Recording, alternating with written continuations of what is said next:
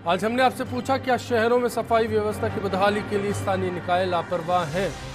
जवाब मिला और जवाब के मुताबिक 80% दर्शकों ने माना कि स्थानीय निकाय लापरवाह है। इस लापरवाही का जो आलम है उसकी तस्वीर का दूसरा रुख कैसे देख सकते हैं। विवेक जी, आपसे शुरुआत करना चाहूँगा, सुझाव जानना चाहेंगे। वक्त करीब 4 मिनट है, सब लोगों को बराबर वक्त मिल जाए। ये लापरवाही कैसे दूर हो सकती है? इस लापरवाही को दूर करने के लिए सबसे पहले तो सिटीजन सेंट्रिक एक्शन को पहले बनाना पड़ेगा। जो वेस्ट प्रोड्यूसर है, जो कचरा पैदा करता है, उसकी हमारे पूरे सिस्टम के अंदर आज कहीं पे भी कोई भूमिका ही नहीं है।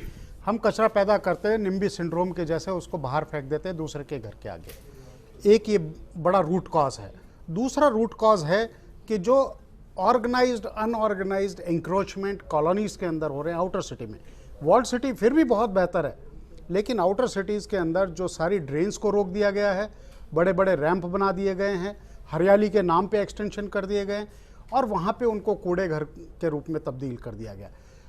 इसके साथ साथ जो आपकी टेंडर प्रक्रिया हो, उस टेंडर प्रक्रिया को इतना पारदर्शी बनाइए कि उसमें कहीं पे भी मॉनिटरिंग के जो इंडिकेटर्स डालिए कि उसमें सब्जेक्टिविटी कम हो, ऑब्जेक्टिविटी ज़्यादा हो। और उसके लिए आईसीटी बेहतर तस्वीर की उम्मीद कर सकते हैं तो निश्चित रूप से हो सकती है। विक्रम जी, आपका सुझाव?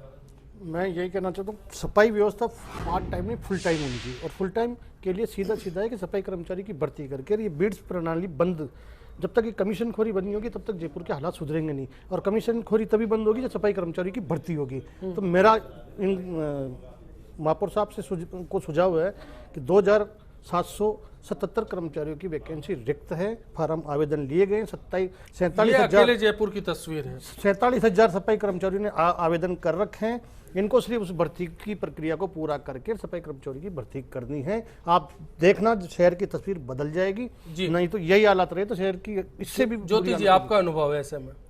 देखिए, इसमें सबसे बड़ी जो हम बार बार जो बात निकल करके सामने आ रही है वो आ रही है नगर निगम में फैला हुआ भ्रष्टाचार।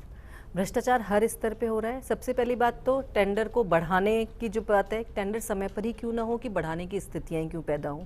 अगर समय पर होगा तो उससे बेहतर कुछ नहीं हो सकता। आश्चर्य होता है देखिए कहने में कि गाय को चारा सप्लाई करने का टेंडर नहीं हो पा रहा पिछले 6 महीने से, और गाय को चारा नहीं मिल पाता।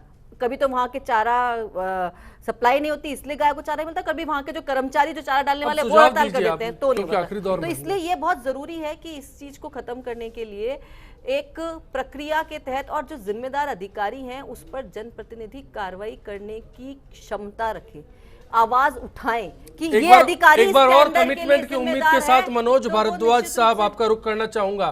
कमिटमेंट इस बार का पुख्ता होगा, फाइनल होगा? देखिए, मैं कहना चाहूँगा कि इस मामले में जो विवेक जी ने कहा अभी कि जो लोग कचरा फैलाते हैं उनकी भूमिका सिस्टम में होनी चाहिए, बिल्कुल सही बात है। क्योंकि बिना जनता और निगम दोनों मिलकर अगर काम करेंगे तो बेहतर ढंग से हम लोग काम कर पाएंगे। अगर केवल निगम की हम जिम्मेदारी समझें तो पब्लिक की अवेयरनेस के प्रोग्राम निश्चित रूप से मैं कहना चाहूँगा कि पब्लिक को हम लोग हमारे साथ में जोड़ करके एक लिटरेसी प्रोग्राम चला के, अवेयरनेस प्रोग्राम चला के हम लोग काम करेंगे। मैं आपको इसमें एक उदाहरण देना चाहूँगा कि 2 साल पहले जब माननीय प्रधानमंत्री जी ने स्वच्छ भारत अभियान चलाया था, उसके बाद से पब्लिक में काफी अवेयरनेस पैदा हुई है। इसका एक जीता जागता एक उदाहरण है इसका। मैं पब्लिक की बात कर रहा हूँ। निश्चित रूप से हमको आम पब्लिक को साथ में लेकर चलना होगा। और निश्चित रूप से मैं आपको ये कहना चाहूँगा, जनता के निश्चित रूप से मैं आपको ये कहना चाहूँगा आपको जनता को साथ में लेकर निगम बहुत बड़े कटघरे में खड़ा है आज। निश्चित रूप में कहना चाहूँगा कि जनता को साथ में लेकर के और हमारा जो प्रोसेस है। चलिए, आप अपनी जिम्मेदारी निभाइए और मनोज जी से हम यही वादा लेंगे कि ठीक है, जैसी भी तस्वीर आज है कल इससे बेहतर होगी। फिलहाल के लिए इतना ही। निश्चित रूप से सभी मेहमानों का शुक्रिया अदा करते हुए आपसे विदा लेना चाहेंगे।